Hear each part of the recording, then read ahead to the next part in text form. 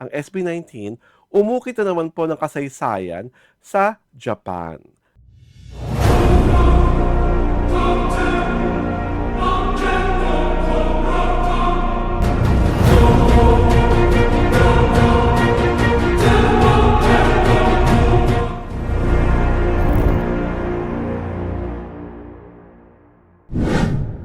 Yan, 'di ba? Tamis-tamisan po ang aming linggo kasi nga episode 11 na namin. Ito po si Alwin Ignacio, the Leader What You Love. Kasama ko ang aking kumaring Ultra Maldita, Hi, this is Alex and you are Brosas. watching the Sunday edition of the TT Show. Tara yan na tayo kayo ng Showbiz Edition. And of course, we cannot say no and not talk about this because the P-Pop Kings, ang SB19, umukit na naman po ng kasaysayan sa Japan. Ang kanila pong simula at wakas leg sa Japan ay nagkaroon ng concert at nagkaroon ng physical CD selling Selling. at signing. At ito ang mga kasaysayang inukit ng SB19 nung sila nga ay namamayagpag at nagmamahusay sa Japan. Ano to, Mare? Number 1 daily Oricon charts international. Okay. Number 14 on Daily Oricon charts overall. Number 17 Billboard Japan top album sales chart. Okay. Number 1, CD Japan, all genres.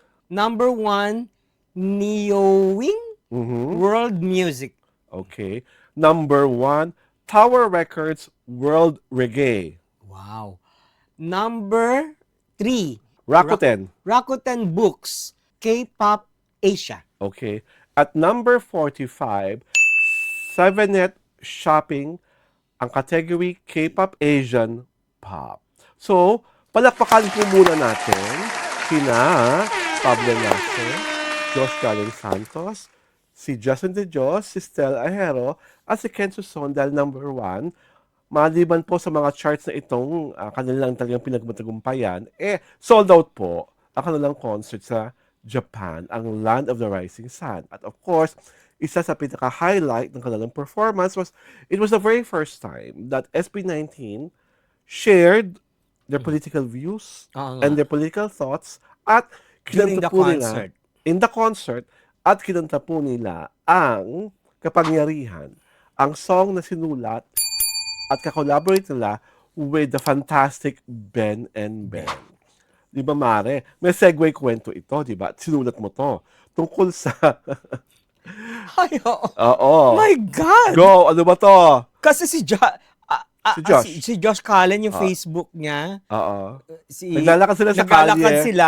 Ni Pablo. Si Josh Cullen kasi he posted a very very short video. Mm-mm. Parang they were in Japan tapos they were frolicking around, Oo. 'di ba?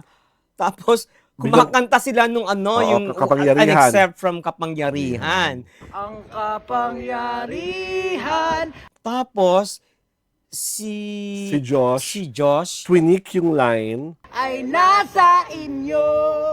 Mga tinik yung May line. sinabing curse word. Curse word talaga, mura na mura, Oo. mura na mura. Tapos si Pablo, parang kunya kinukonyatan yung Oo, yung diba? camera. Yeah, parang And of course, with that kind of demonstration, nag-react ang mga taong talagang ngit-ngit na ngit-ngit sa lahat ng kasikatan at kasaganahang tinatanggap ng SB19. tsaka the post earned parang 18 million views. 18 million views Grabe. on TikTok, I think, Sa akin sa Facebook. as a Oo, Facebook. grabe. And I'm sure with the 18,000 views had so many comments. Oo, tsaka parang 100,000 ba yun na na comments, 'di ba? Parang kakaiba talagang pagbuklat ko, it was just parang 8 million. Ay, nadagdagan. Ang pinaka-invalid sa lahat ng criticism doon is the fact that sinasabi ng karamihan, may mga batang fan ang SB19. At hindi dapat na sila ay nag-blurt out ng cuss words, ng cursing sa kanilang mga ginagawang video. Ang buwelta naman doon ng mga kampi sa SB19, hindi lang naman po si Josh Galen Santos ang may mga batang fan. Si Meme Vice rin, Sangreco ang batang fan. Pero yung PI, kiti PI na pinakawalan ni Meme Vice, Oh, Hindi nyo ginawang issue. yeah. Pero At yung saka, kay Josh, ginawa ng issue. may origin yon yung mga Oo. PIPI, di ba? Sino ba yung most popular na di ba? Mm-mm. Nagpi-PIPI PI. na kinampihan nyo. Nakinampihan nyo, at ngayon, nasa loob ng rehas. Ay, aray ko, di ba? Diba? Diretsahan na. Mm. Diba? Alam niyo Diba? na kung sino yon. Gusto niyo pang pangalanan ko. Ay, Si Rodrigo. ay, Na apelido dito, Duterte. Ay. Diba? Yun ang PI ng PI ng PI sa kanyang mga... at clap, clap, clap ang mga fans. clap, clap, di ba? clap kayo. Clap, clap pa, di ba? Diba? Ang dahilan kung bakit nagawa ng gano'n si Josh is because, as he said, taxpayer siya. Mm-mm. Ang laki ng binabayad niya sa tax. Tapos alam naman nating lahat Kung saan napupunta. kung saan napapunta ang ating mga taxes. Yeah. Diba? So sa akin, nakakatuwa lang na hindi lang sa Pilipinas, sa Billboard sa Pilipinas, umuukit ng kasaysayan ng SB19. 3 lugar na to. Sa US, Mm. diba? Sa digital chart ng Billboard, nag-number 1 ang DAM. Oo. At ito ngayon, Japan. At physical CD to, ha? Yeah, oo. Ibang labanan yon, physical CD. And to think, tawag dito, umabot sa Japan yung popularity. Mhm. It has gone beyond the Philippine setting, di The ba? Philippine shores Mm-mm. and islands. And the fact, Japan is the second biggest music market all over the world. Mm. And you make a dent kahit pa sabihin mo, number 17 lang naman, wala sa top 10. Malaking bagay pa rin po yun kasi itong kauna-unahan Mm-mm. grupo ng mga Pilipinong mga awit na nakagawa at nakaukit ng ganong klaseng kasaysayan. Yeah. Hindi na nagawa ng kahit na sino. Maski tanong niya pa kay Martin, maski tanong niya pa kay Gary, kay Regine, kay Jaya, kay Ogie, kay Lani Lucha, o yung mga mas nauna pa sa kanilang tulad na Freddie Aguilar, Rico Puno, Haji Alejandro, Mm-mm. yung mga first wave ng OPM. Tsaka, let's face it, talagang silang number 1. Mm-mm. Sa lahat ng ng music import ng Pilipinas, they are the number 1. And also, we would like to commend and congratulate Beanie because also they were the first Filipino to be part of the Coachella Oo, Music Film grabe Festival. din yun. Grabe rin yun. Mm-mm. Diba? So, congratulations sa dalawang powerhouses ng Ay, P-pop. yung Coachella, kasi di ba parang every year yan, di ba? Mm-mm. It's a much-awaited event, Oo. di ba? People wait for it, people join, di ba? Mm-mm. Ang mahal pala ng ticket, dahil Mm. $1,000. So, Grabe. sa amin, congratulations to Mm-mm. these 2 P-pop powerhouses. Talagang sa mga fan ng SB19, ang mga blooms ng Beanie, Beanie. suportahan nyo na lang po ang bawat P-pop na nagtatagumpay hindi lang sa Pilipinas, kundi sa buong mundo. Because they're paving the way for other P-pop groups, Oo. di ba? Tama Maganda na. naman yun, Tama na po tayo maging talangka, yung hilahan tayo ng hilahan pababa. Mm-mm. Tanggapin po natin, may set of kasikatan ng SB19, may set of kasikatan ng Beanie, may set of kasikatan ng BGYO, ang Horizon, at kung sino-sino Saka pa. may set of achievements yung bawat P-pop Oo. natin. Oo. Di ba?